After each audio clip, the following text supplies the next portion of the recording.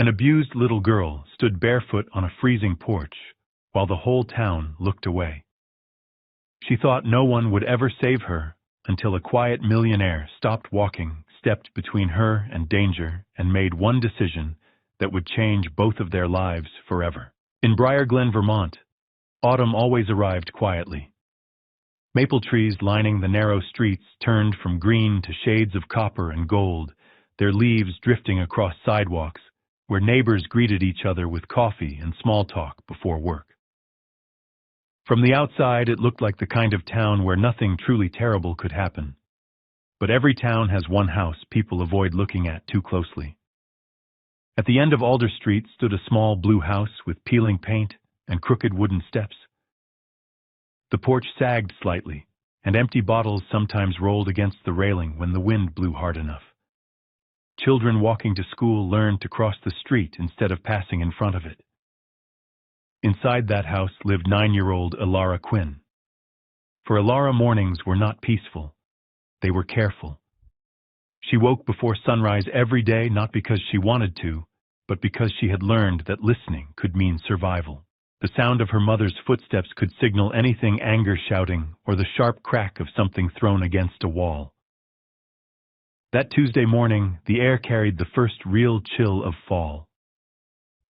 Elara stepped onto the porch barefoot, wearing an oversized gray t-shirt that hung past her knees. A faded purple backpack with a broken zipper slid off her shoulder as she struggled to drag 2 overfilled trash bags down the porch steps. Inside the house, a glass shattered. "Move faster, you useless girl," a woman screamed.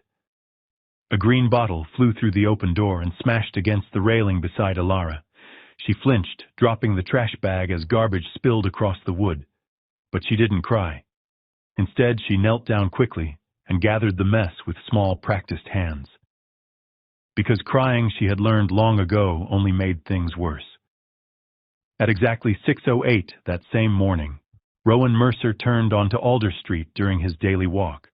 Rowan was 47 years old, wealthy enough to never work again, and known in Briar Glen as the quiet millionaire on Mercer Hill. Years earlier, he had built a successful technology company, sold it, and disappeared from public life soon afterward. But money was not the reason he kept to himself. Loss was. His wife and unborn daughter had died in a car accident nearly a decade earlier, leaving Rowan with a silence so heavy he eventually built his entire life around routine. Every morning, he walked the same route through town, wearing the same black hoodie and headphones, listening to podcasts he barely paid attention to anymore. Routine meant control. Routine meant he didn't have to feel. But that morning, something interrupted the rhythm. Rowan noticed the girl on the porch immediately. She was small, barefoot, struggling to drag 2 massive trash bags across cracked wooden boards. Her pale blonde hair hung in tangled strands around her face. Her thin legs were already turning pink in the cold morning air. Rowan slowed without meaning to. From inside the house came another shout, then the sound of something striking flesh. The girl stumbled forward and caught herself against the railing. Still, she didn't cry. Rowan felt something tighten painfully in his chest. Across the street, a man watering his lawn paused, glanced at the porch, then turned his hose back toward the grass. A car rolled past slowly before accelerating around the corner. Everyone saw. No one moved. The girl bent down again, grabbing the trash bags with both hands and trying to work faster. Rowan told himself to keep walking. Families argued, parents yelled. It wasn't his business. He took 2 steps, then 3. But something about the child's silence followed him down the street, like a shadow he could not escape. Rowan finished his walk that morning, but the image of the girl stayed with him. He saw her again when he closed his eyes, bare feet on cold wood. Small hands pulling trash bags too heavy for her, and the way she had not cried after being struck. All day the memory refused to leave. By evening, Rowan drove into town for groceries, telling himself the morning had been nothing more than an unpleasant scene he happened to witness. Briar Glen looked calm again under the warm light of sunset, but when he passed Alder Street, his foot eased off the accelerator. The blue house looked exactly the same, and there was the girl again. Ilara stood alone in the yard, raking leaves into a crooked pile. The wind scattered them almost immediately, forcing her to start over again and again. When she lifted the rake, the sleeve of her shirt slipped down, revealing a dark bruise circling her wrist. Rowan felt his stomach drop. Before he could decide what he was doing, he pulled the car to the curb and stepped out. "Hey," he called gently. The girl froze. She looked toward the house first, as if checking whether someone was watching. Then she turned slowly toward him. "Shouldn't you be in school?" Rowan asked. For a moment she looked frightened. Then her expression changed into something calm and rehearsed. "I stayed home to help my mom," she said quickly. "She's sick." The answer came too smooth, too practiced. Rowan nodded slowly, but he knew a lie when he heard one. From inside the house came loud laughter and another crash. The girl didn't react. That frightened him more than anything else. As Rowan drove away, her quiet voice followed behind him. "Thank you, sir. I'm really okay." But that night, standing at his window and looking down toward the lights of Alder Street, Rowan Mercer realized something unsettling. He didn't believe her, and for the first time in years, he wasn't sure he could pretend he hadn't seen anything. That night, Rowan Mercer couldn't sleep. The farmhouse on Mercer Hill was silent except for the wind moving through the maple trees outside. Usually he liked the quiet. After his wife died, silence had become his closest companion. It kept the world distant and manageable. But tonight the quiet felt different, restless. Rowan stood beside the wide bedroom window looking down at Briar Glen. From the hill the town looked peaceful. Warm lights glowed behind curtains. Families gathered for dinner. Cars passed slowly along the streets. Most houses eventually went dark. One did not. On Alder Street, the upstairs window of the Blue Quinn house remained lit long after midnight. Rowan found himself watching it. He didn't know why. Maybe it was the memory of the girl on the porch.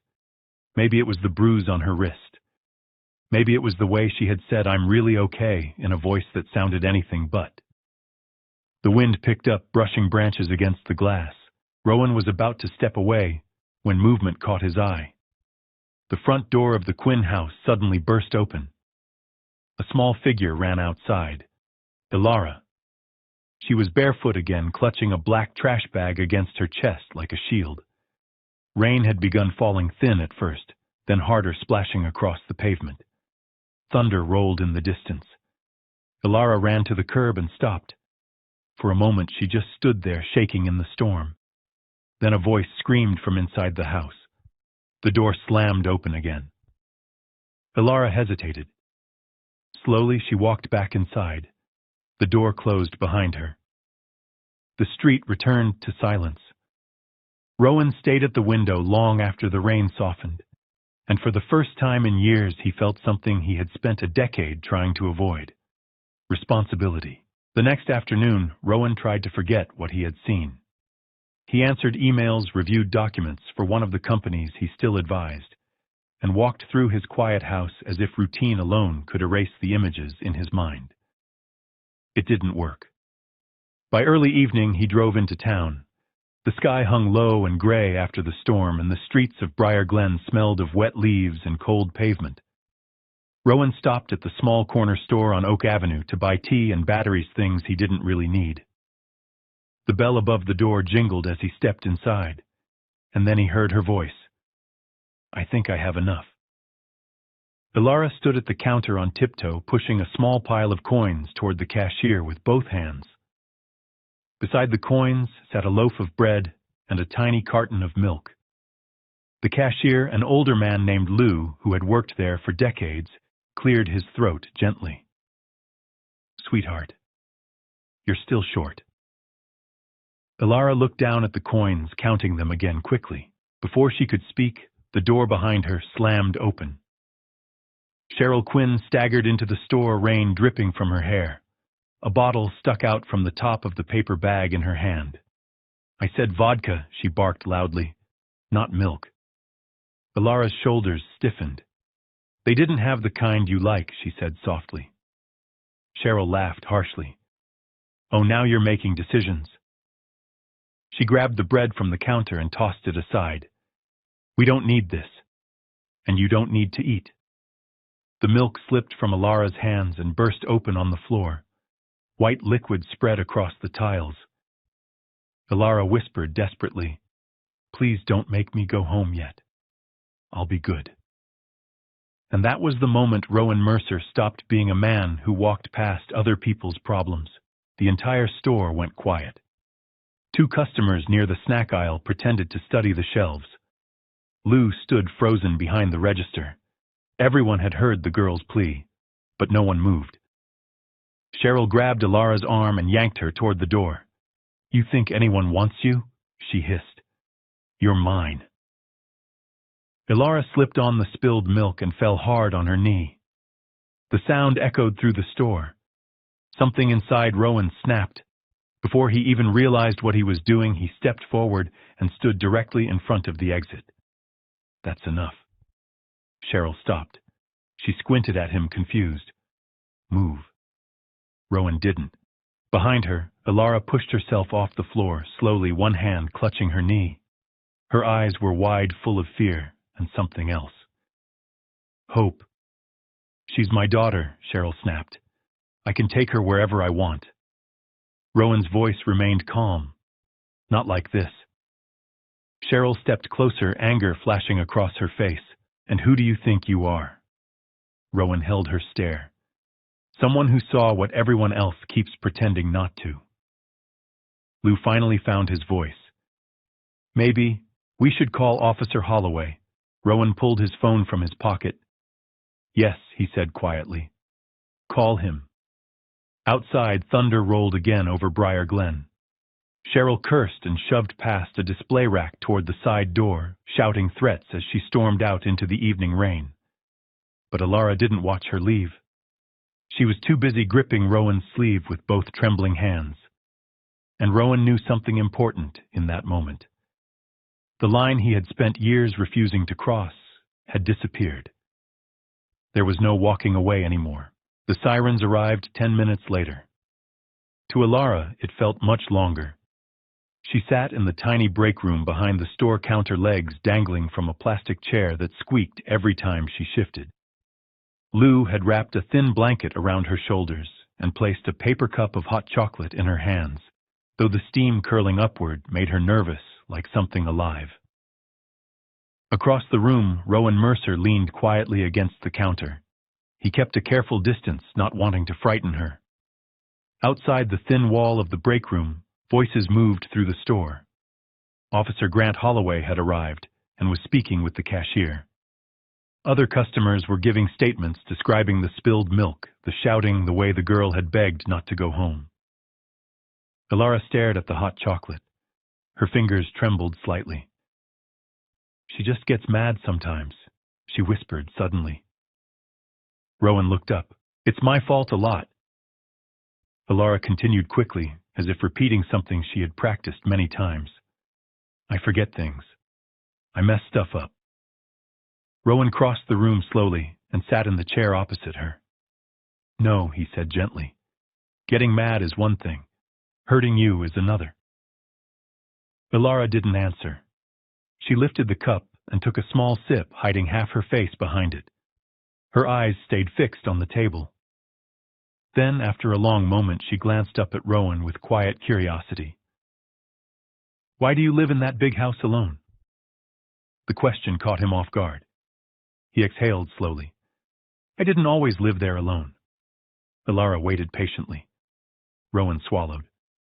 My wife and our baby. They died a long time ago. Ilara's fingers tightened around the cup. I'm sorry, she whispered. Rowan nodded. Neither of them spoke again. But something fragile had begun forming between them in the quiet room. When the break room door opened, a woman stepped inside carrying a clipboard. Hi, Ilara, she said softly. My name is Elena Cruz. I'm here to help. Ilara immediately looked toward Rowan. He gave her a small, reassuring nod. Elena knelt beside the chair so she wouldn't tower over the girl. I just need to ask a few questions, okay? Ilara nodded. What's your full name, Ilara Quinn? And how old are you? 9. Elena wrote something down. Do you feel safe going home tonight? The room became very quiet. Ilara looked down at the hot chocolate cup in her hands.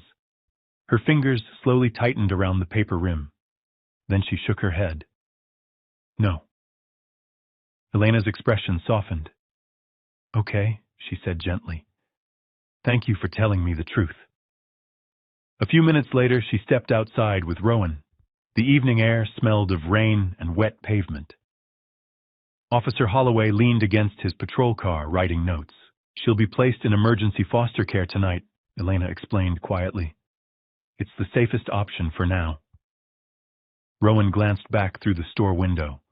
Ilara sat alone in the break room chair, hugging the blanket around her shoulders. Where will she go? He asked. Elena hesitated. We're pretty overloaded right now, she admitted. Probably a temporary foster home in the next county. Will it be stable? We try our best, she said carefully. But sometimes kids get moved a few times before we find the right placement. Rowan felt a slow ache form in his chest. Moved, like luggage. Inside the store, Ilara shifted in the chair and rubbed her eyes, fighting sleep. Before the door closed, Rowan heard her murmur softly to herself. Please, not another stranger. The words stayed with him long after Elena finished speaking. Rowan stood outside the corner store, staring through the glass. Ilara had fallen asleep in the break room chair. Her small head rested against the wall, the blanket slipping off one shoulder. The hot chocolate cup sat forgotten on the table beside her. Even in sleep, her fingers curled tightly around the edge of the chair, as if she were afraid something might pull her away. Rowan had seen that kind of tension before. It lived in people who had learned the world could shift beneath them without warning. Elena stepped beside him. She'll be okay, she said quietly. Rowan didn't answer right away. He thought about the girl on the porch that morning, the bruise on her wrist, the way she had said, I'm really okay, like a line memorized from a script, and now that whisper in the break room. Please, not another stranger. What happens next? Rowan asked finally. We take her to a temporary placement tonight, Elena said. Then the investigation continues. Rowan exhaled slowly. What if there was another option? Elena studied him. What do you mean? Rowan hesitated.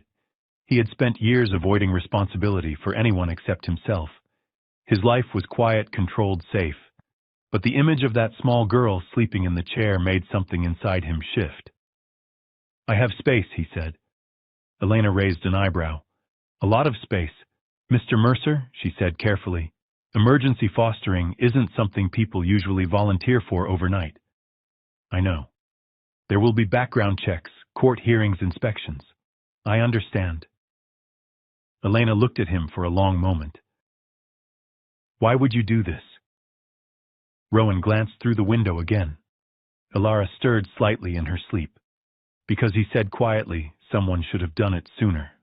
And in that moment, Rowan Mercer crossed a line that would change both of their lives forever. The Briar Glen courthouse smelled like old wood and paper. Rowan Mercer sat at a long table beside Elena Cruz, while morning light filtered through tall windows. The courtroom was quiet except for the faint shuffle of papers and the low murmur of voices. Across the room sat Cheryl Quinn. Her hair was messy, her eyes bloodshot, and anger radiated from her like heat. Beside her stood a lawyer from Montpelier who looked annoyed to be there at all. Behind Rowan, Officer Holloway leaned against the wall. Near the front row, Ilara sat beside a child advocate clutching the small stuffed fox Elena had given her the night before. Her legs swung nervously beneath the chair. Every few seconds she glanced toward Rowan, just to make sure he was still there. The judge entered the courtroom. Court is now in session. Everyone stood. Judge Marion Bell adjusted her glasses and began reviewing the documents in front of her school reports. Witness statements, medical notes, and Officer Holloway's incident report. The silence stretched for nearly a minute. Then Cheryl's lawyer stood. "Your Honor, my client believes this situation has been exaggerated. Mr. Mercer is not related to the child and has inserted himself emotionally into a private family matter." Cheryl crossed her arms, glaring across the room. "He's trying to steal my kid," she muttered loudly. Elena rose calmly. "Your Honor, the evidence clearly shows repeated neglect, truancy, and physical harm. Multiple witnesses confirmed the incident yesterday." The judge raised a hand for silence. Her eyes turned toward Rowan. "Mr. Mercer, you are requesting temporary guardianship of this child." "Yes, Your Honor. You understand that this means full responsibility for her safety and well-being until the investigation concludes, I understand. You also understand this could become a long legal process." Rowan didn't hesitate. "Yes." The judge nodded slowly. Then she looked toward Ilara. "Do you feel safe with Mr. Mercer?" Ilara swallowed. Her voice was small but clear. "Yes, ma'am. And do you feel safe going home with your mother today?" The courtroom held its breath. Ilara gripped the stuffed fox tightly. "No, ma'am." The judge closed the file in front of her. "Temporary guardianship is granted." Cheryl exploded out of her chair. But Ilara didn't look at her. She was staring only at Rowan. Rowan's farmhouse sat on a hill overlooking Briar Glen. From the outside it looked peaceful, wide porch, tall maple trees, windows glowing with warm yellow light. But inside, Rowan had lived alone for nearly 10 years. Until tonight. Ilara stepped through the front door slowly. Her small shoes squeaked against the wooden floor as she looked around the house like someone entering a museum. "This is big," she whispered. Rowan smiled faintly. It used to feel bigger. He showed her the kitchen first, then the living room with its stone fireplace, then the hallway leading to 2 guest bedrooms. When he opened the door to one of them, Ilara froze. The room was simple but bright. A soft bed with a blue blanket, a small desk beside the window, shelves filled with books Rowan had bought that afternoon, without really knowing what children like to read. "This one is yours," Rowan said gently. Ilara stepped inside. Her fingers brushed the blanket like she was testing if it was real. "For me if you want it." She nodded slowly. That night, Rowan lay awake listening to the unfamiliar sound of another person in the house. Footsteps in the hallway, the quiet creak of a door. Around 3 a.m., he heard something else. Soft movement in the living room. When he walked downstairs, he found Ilara curled up on the couch clutching the stuffed fox. Her eyes were open. "You couldn't sleep?" Rowan asked. She shook her head. "The house is too quiet." Rowan understood that. Fear sometimes grows louder in silence. He walked to the kitchen and returned with 2 cups of warm tea. They sat together without talking for a long time. Outside, wind moved through the trees. Inside the farmhouse, something new had begun. Not trust. Not yet. But the possibility of it. The first few weeks were strange for both of them. Rowan had built his life around independence. Ilara had built hers around survival. Now they had to learn something completely new. How to live together. Elena Cruz visited regularly, checking the house and making sure everything was stable. Rowan also met with a child trauma counselor named Dr. Naomi Shah, who explained things Rowan had never considered before. Ilara may hide food, Dr. Shah told him. She may apologize constantly. She may panic if you're late coming home. None of that means she doesn't trust you. It means she's learned to expect the worst. Rowan listened carefully. At home, he began building routines. Breakfast every morning, school at 8, homework at the kitchen table, dinner together. The first time Ilara opened the refrigerator without asking permission, she froze halfway through the motion. "I'm sorry," she said quickly. Rowan blinked. "For what? For taking food?" "You don't need permission," Rowan said. She stared at him. Really, really. Another night, Rowan came home 10 minutes later than usual after a meeting. When he opened the door, he found Alara standing in the hallway with tears in her eyes. "I thought you weren't coming back," she whispered. Rowan felt something tighten painfully in his chest. He knelt in front of her. "I will always come back." Alara searched his face carefully, like someone testing a bridge before stepping onto it. Slowly, she nodded. That night, she placed a drawing on the refrigerator door with a magnet. Rowan noticed it the next morning. The drawing showed a small farmhouse on a hill beneath a red maple tree. Two stick figures stood in front of the house.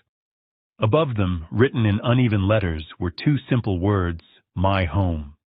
Rowan stared at the picture for a long time. Because for the first time in years, the empty farmhouse on Mercer Hill didn't feel empty anymore. Winter arrived slowly in Briar Glen, but healing did not arrive quietly. At first, life inside Rowan Mercer's farmhouse seemed calm. Alara went to school every morning. Rowan made breakfast, usually toast, eggs, and orange juice, and drove her down the hill before heading back to his office. They ate dinner together in the evenings. They watched old movies sometimes. From the outside, it looked like everything was getting better. But healing never moves in a straight line. Some nights, Alara woke up screaming. The first time it happened, Rowan nearly fell out of bed running down the hallway. Her bedroom door was half open, and the lamp inside had been knocked to the floor. Alara sat on the bed, shaking the stuffed fox pressed tightly to her chest. "She's coming," she gasped. Rowan stopped a few steps away so he wouldn't startle her. "No one's coming." Alara looked around the room, as if she expected the walls themselves to disagree. "She said if I told anyone she'd find me," Alara whispered. Rowan felt a cold weight settle in his stomach. He knelt beside the bed. "You're safe here." The words sounded simple, but he understood something important in that moment. Safety wasn't something Alara believed yet. Safety had to be proven. Night after night. Day after day. One evening, Rowan attended a meeting with Dr. Naomi Shaw. "She's doing better," Rowan said. "But the nightmares..." Dr. Shaw nodded gently. "Children who grow up in abusive homes live in a constant state of alertness. Their brains don't know how to relax yet." "How long will it take?" Rowan asked. "There's no exact timeline," Dr. Shaw said. "But the fact that she's having nightmares now actually means something good." Rowan frowned. "Why? Because she finally feels safe enough to remember." That answer stayed with him. The following week, Rowan noticed another change. Alara began drawing again. She spent hours at the kitchen table with colored pencils and paper spread everywhere. At first, the drawings were dark storm clouds, houses with no windows, figures with angry red lines around them. But slowly, the pictures changed. More sunlight. More trees. One afternoon, Rowan came home from work and found a new drawing taped to the refrigerator. This one showed the farmhouse on Mercer Hill. A small girl stood beside a tall man beneath a maple tree. Above them were the words, "My safe place." Rowan stood there for a long time, because it was the first time Alara had used that word. Safe. And for the first time since she had entered his life, Rowan felt something close to hope. But outside the quiet farmhouse, the real battle was only beginning, because Cheryl Quinn was not done fighting. 3 weeks later, Rowan received the phone call he had been expecting. Elena Cruz sounded tired. "She's appealing the custody decision." Rowan closed his eyes briefly. Of course she was. Cheryl Quinn had spent most of her life blaming other people for the consequences of her choices. Losing custody of Alara had only made her angrier. "What does the appeal mean?" Rowan asked. "It means another court hearing," Elena said. "She's claiming you manipulated the situation." Rowan almost laughed. "Manipulated?" "She says you used your influence to turn the town against her." Rowan leaned back in his chair. "What does the evidence say?" "The evidence still says she abused her child." That should have ended the conversation. But the legal system rarely moves as cleanly as people expect. The hearing was scheduled for the following month. When Rowan told Alara, she didn't react right away. They were sitting at the kitchen table doing homework. "She wants me back," Alara asked quietly. "Yes." Alara stared at the math worksheet in front of her. "I don't want to go back." Rowan felt the weight of those words. "You won't have to." "But what if the judge says I do?" Rowan hesitated, because honesty mattered more than comfort. "Then we fight it." Alara looked up at him. Her eyes were searching his face for something deeper than reassurance. "You won't give up?" The question hurt more than Rowan expected. "No." She nodded slowly. For the next few weeks, the tension in the farmhouse grew. Rowan met regularly with Elena and lawyers. Teachers provided reports about Alara's improvement at school. Dr. Shah wrote a detailed psychological evaluation describing the trauma Alara had experienced. Even Officer Holloway submitted testimony about what he had witnessed the night at the store. The town had finally begun speaking. Neighbors who had once stayed silent admitted they had heard shouting and crashing noises from the Quinn house for years. Lou, the cashier, wrote a statement describing the scene with the spilled milk. The story that Briar Glen had tried to ignore was now impossible to hide. Still, Rowan knew something important. Courtrooms did not run on emotion. They ran on proof, and proof had to be stronger than anger. The night before the hearing, Alara couldn't sleep. Rowan found her sitting by the living room window watching snow fall across the hill. "What if she lies?" Alara asked. "She probably will," Rowan said calmly. "Then how do we win?" Rowan thought for a moment. "By telling the truth." Alara watched the snow drifting across the dark sky. After a long silence, she whispered something Rowan would never forget. "I didn't think grown-ups were allowed to tell the truth about things like this." Rowan looked at her. "They are," he said. "Sometimes they just forget." The courtroom was packed the morning of the hearing. Word had spread through Briar Glen, and people who had once turned their heads away now sat quietly in the back rows.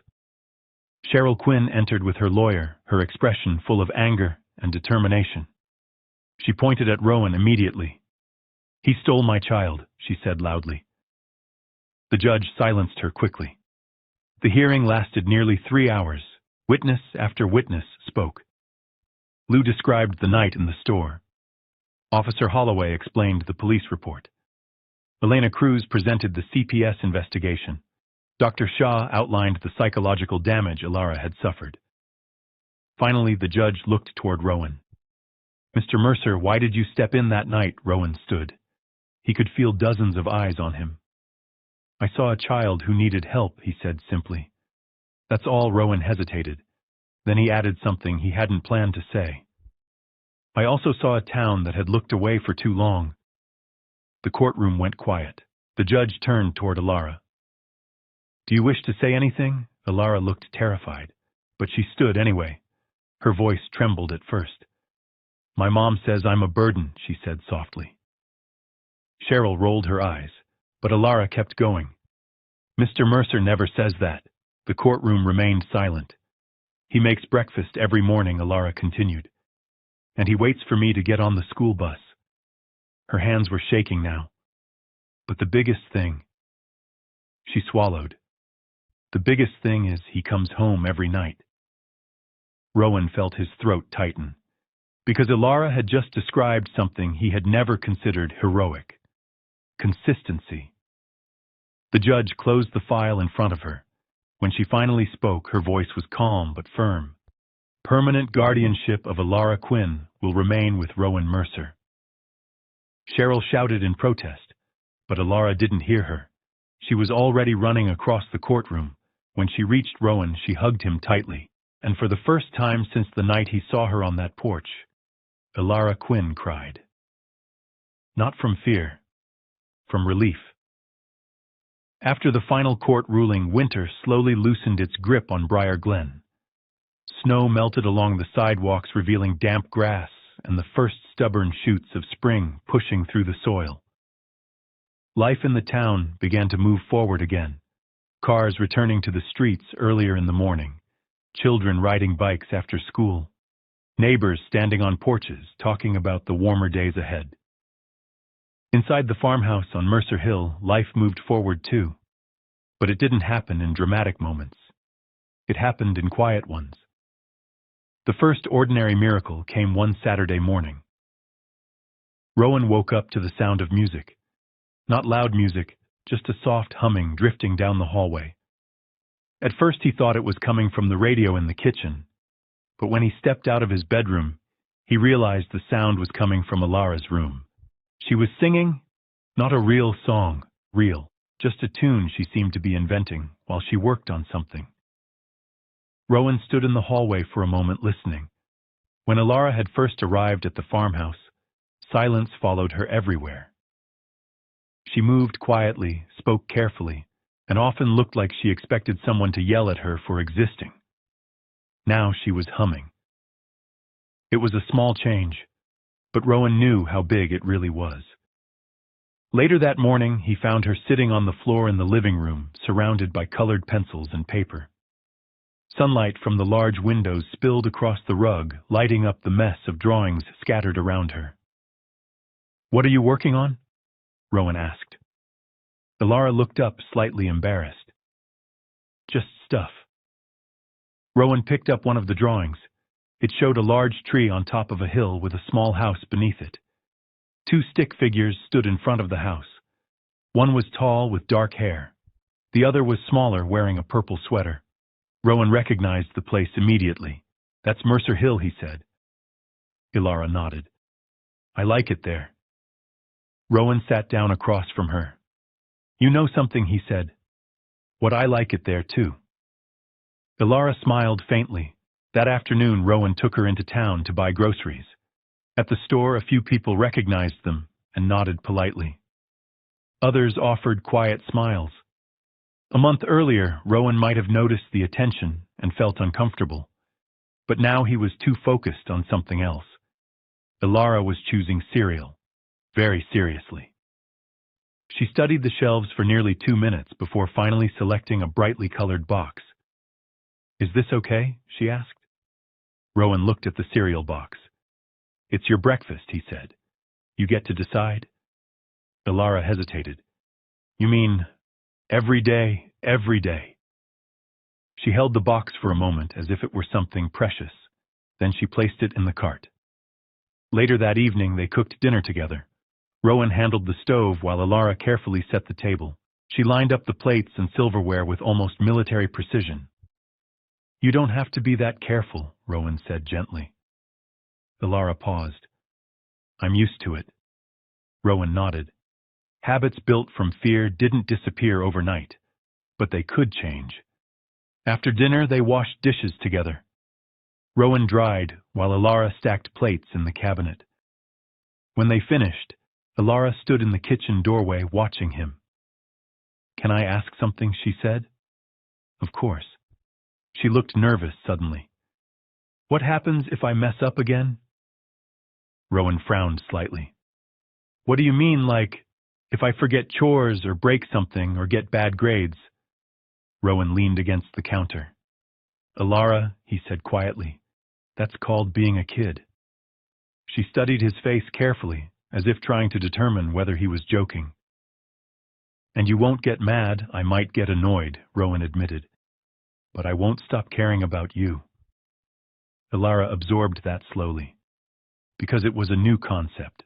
Adults in her past had always made affection conditional. Do the right thing. Stay quiet. Don't cause problems. Or love disappears. Rowan's version of love didn't work that way. Later that night, Alara returned to the kitchen with another drawing. She placed it on the refrigerator door with a magnet. This one showed the farmhouse again, but the picture was brighter than the earlier ones. The tree was covered in green leaves. Birds flew across the sky. And the two figures standing in front of the house were holding hands. Above the drawing, she had written 3 uneven words. "Our home now." Rowan stared at the picture for a long moment. because something extraordinary had happened without either of them noticing. The frightened girl who once begged not to go home had started to believe she finally had one. And Rowan Mercer, who had spent 10 years convincing himself that his life was over, had quietly become a father. Spring settled gently over Briar Glen. Snow had melted completely from the hills, and the maple trees surrounding Rowan Mercer's farmhouse were slowly turning green again. The air smelled fresh, carrying the quiet promise that winter had finally passed. For Alara, the change of seasons felt strange. Winter had been the first time in her life she spent months without fear following her through every room of the house. Now the world outside was warming, and for the first time in years, her body was learning how to relax. But healing didn't erase everything. Some fears stayed hidden inside small moments. One evening, Rowan returned home later than usual. Traffic from a meeting in Montpellier had slowed him down, and by the time he reached Mercer Hill, the sky had already turned deep orange with sunset.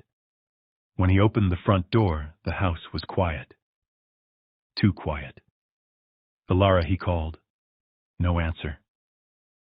Rowan set his keys down and walked toward the living room. He found her sitting on the couch with the stuffed fox in her lap. The television was on, but the volume was muted. Her eyes were fixed on the front door. Waiting. "You're late," she said quietly. Rowan noticed the tension in her shoulders immediately. "I know. I'm sorry." Alara nodded, but she didn't look relieved. "I thought maybe you weren't coming back." The words hit Rowan harder than he expected. He crossed the room and sat down across from her. "I will always come back," he said gently. Alara looked down at the fox. "That's what people say." Rowan understood what she meant. Promises had never meant much in her old house. He didn't try to argue. Instead, he reached for the remote and turned the television volume up slightly. The quiet hum of the room returned, filling the empty space between them. After a few minutes, Alara spoke again. "I told June something today." Rowan raised an eyebrow. "What did you tell her?" Alara hesitated. "I told her I live with my dad." Rowan felt the words land in the room like something fragile. "Oh," he said softly. Alara looked nervous now, studying his face carefully. "I know you're not really my dad," she said quickly. "I just didn't know what else to call you." Rowan leaned forward, resting his elbows on his knees. "Alara." She looked up. "If you want to call me that," he said, "you can." Her eyes widened slightly. "Really, yes." She held his gaze for several seconds. Then something changed in her expression, something warmer, softer. "Okay," she whispered. Rowan smiled faintly. They sat together quietly for a while longer as the sun disappeared beyond the hills. Outside, the evening wind moved through the trees surrounding the farmhouse. Inside, the house felt different somehow. Not just quieter, fuller. Because sometimes family didn't begin with blood. Sometimes it began with a small, brave word spoken in a living room at sunset. And that night, for the first time, Alara Quinn fell asleep, knowing exactly what to call the man who had refused to walk away from her life. Summer arrived in Briar Glen with long golden evenings and the sound of cicadas humming in the trees around Mercer Hill. The farmhouse windows stayed open most days, letting warm air drift through the rooms. For Rowan Mercer, the house had never felt more alive. For Alara, summer felt like something entirely new. She had never really experienced one before. In the past, summer meant being home all day in the Quinn house, trying to stay quiet while her mother slept off long nights of drinking. It meant finding ways to entertain herself without making noise, without asking for food, too often without doing anything that might trigger another outburst. But this summer was different. Rowan signed her up for the Briar Glen Community Day Camp. The first morning, she stood in the kitchen doorway, wearing a borrowed baseball cap and a purple backpack, filled with sunscreen, a water bottle, and a packed lunch Rowan had carefully prepared. "You don't have to go if you don't want to," Rowan said. Alara shook her head. "I want to try." Rowan drove her down the hill and parked beside the town park. Dozens of kids were already running across the grass, laughing, chasing each other between the playground equipment. Ilara stared through the windshield. "That many kids," she whispered. Rowan smiled slightly. "Yeah, that many." For a moment she looked overwhelmed. Then she took a deep breath. "Okay." Rowan watched as she stepped out of the car and walked slowly toward the group. At first she stayed near the edge of the field, uncertain where she belonged. But a few minutes later, June Carter spotted her and waved excitedly. "Ilara over here." Within seconds, June had dragged her into a game of tag. Rowan stayed in the parking lot longer than he meant to, watching from a distance. Eventually, he saw something that made him smile. Ilara was running, not carefully, not cautiously, just running. Later that afternoon, Rowan picked her up. She climbed into the car, flushed and out of breath, her hair messy from the wind. "How was it?" Rowan asked. Ilara grinned. "I got tagged 3 times. That sounds terrible. It was awesome." Rowan laughed quietly. As they drove back toward Mercer Hill, Ilara watched the road pass beneath the tires. Dad Rowan glanced over. "Yes," she hesitated. "Do families always do stuff like this?" "Like what?" "Like pack lunches and pick people up from places and ask how their day was." Rowan thought for a moment. "The good ones do." Ilara nodded slowly, looking out the window again. That evening they sat on the porch watching the sunset over Briar Glen. The sky turned orange and pink above the hills, while crickets began their nighttime chorus. Ilara swung her legs over the edge of the wooden step. "Hey, Dad." "Yes," she pointed toward the town below. "Do you think we'll stay here a long time?" Rowan followed her gaze. Briar Glen looked peaceful in the fading light. "I hope so," he said. Ilara leaned back against the porch railing. "Me too." For the first time in her life, the future didn't feel like something she had to survive. It felt like something she could actually look forward to. And Rowan Mercer realized something else that evening, as the last light faded from the sky. Saving Ilara had changed her life, but it had also quietly saved his. By the time autumn returned to Briar Glen, nearly a year had passed since the night Rowan Mercer stepped between Ilara and the door of that corner store. Life had changed in quiet, steady ways. Ilara had grown taller. Her hair, once dull and tangled, now fell neatly past her shoulders. She laughed more easily, spoke more confidently, and moved through the farmhouse on Mercer Hill as if she truly belonged there. But healing never erased the past completely. Sometimes it only made the scars easier to see. One afternoon in early October, Rowan arrived at the elementary school for a parent meeting. The hallway buzzed with voices as families waited outside classrooms. Parents chatted with teachers while children showed off artwork taped to the walls. Rowan stood near the doorway of Ilara's classroom, scanning the colorful drawings lining the hallway. Most were typical school projects: pumpkins, houses, smiling families drawn with oversized stick figures. But one picture caught his attention. It showed a small girl standing beside a large tree on a hill. Next to her was a tall man. Above them, written carefully in purple crayon, were the words, "My family." Rowan smiled. At that moment, the classroom door opened, and Ilara rushed into the hallway. "Dad." She ran straight into him, wrapping her arms around his waist before remembering where they were. Her cheeks flushed slightly as other parents glanced over. "Sorry," she said quickly. Rowan laughed softly. "You're allowed to hug me." Ilara stepped back, smiling. Her teacher approached a moment later. "Mr. Mercer, it's good to see you again." "Likewise," Rowan said.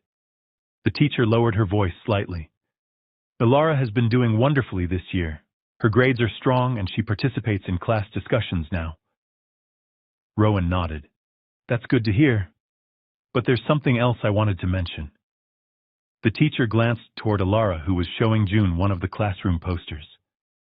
"Sometimes when another child raises their voice, suddenly Ilara still freezes," the teacher said gently. "Just for a second." Rowan felt the familiar ache in his chest. Does it happen often, less than it used to? Rowan looked across the hallway. Alara was laughing with June now. You're doing an incredible job with her, the teacher added quietly. Rowan shook his head. She's doing the hard part. The meeting ended shortly after. As Rowan and Alara walked toward the car, leaves crunched beneath their shoes. Did I do okay? Alara asked. You did great. She nodded, satisfied. They drove back toward Mercer Hill as the sun dipped lower behind the trees. Halfway home, Alara spoke again. Dad, yes, do you think people ever stop being scared of things? Rowan thought carefully. Sometimes the fear never disappears completely. Alara looked out the window. Then how do you deal with it? Rowan turned onto the gravel road leading up the hill. You learn something stronger than the fear. What? He glanced at her. Trust. Alara considered that for a moment. Then she smiled. Good, she said, because I think I'm starting to learn that. And Rowan realized something important as the farmhouse came into view at the top of the hill. The scars from Alara's past would always exist, but they no longer defined the direction of her future. Because now she had something she had never truly had before. A family that stayed. Winter returned to Briar Glen quietly. Snow covered the rooftops and softened the narrow streets, turning the small town into something that looked almost like a postcard. At Mercer Hill, the farmhouse windows glowed warmly against the early darkness. Inside, Alara sat at the kitchen table finishing her homework, while Rowan washed dishes at the sink. It had been nearly 2 years since the night at the corner store. 2 years since Rowan stepped between her and the door. Life had settled into something steady now, school dinners together, quiet evenings watching old movies. The kind of rhythm that slowly taught a child the world could be safe. But sometimes the past still appeared in unexpected ways. One afternoon, Rowan received a letter from the state correctional facility.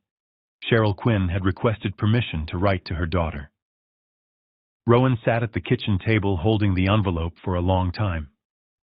That evening, he told Alara. She listened silently. Do you want to read it? Rowan asked gently. Alara shook her head.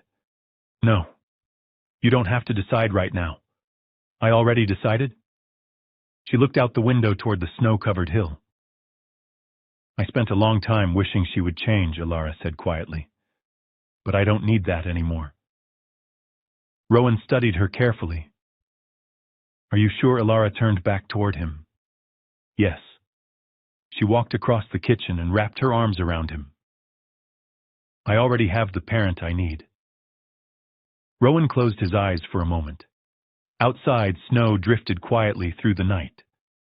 Inside the farmhouse on Mercer Hill, something invisible finally settled.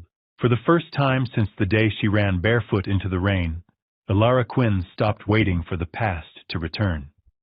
She had already found where she belonged.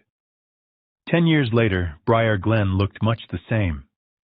The maple trees still lined the streets, their leaves turning brilliant shades of red and gold every autumn. The small town still moved at its familiar, gentle pace. But one life had changed in ways no one could have predicted. On a bright June afternoon, rows of chairs filled the high school courtyard as families gathered for graduation. At the center of the stage stood Alara Mercer, 18 years old, wearing a navy cap and gown with gold honor cords draped across her shoulders. From the front row, Rowan Mercer watched with quiet pride. A little older now. A little grayer at the temples, but smiling. When Alara stepped to the microphone as valedictorian, the courtyard fell silent. She looked out across the crowd for a moment, before her eyes found Rowan. Some of us grow up in houses that don't feel like homes, she began. But sometimes, someone sees you. Her voice steadied, and instead of looking away, they stay. Rowan felt his throat tighten. Alara smiled softly. I'm standing here today because one man chose not to walk past me.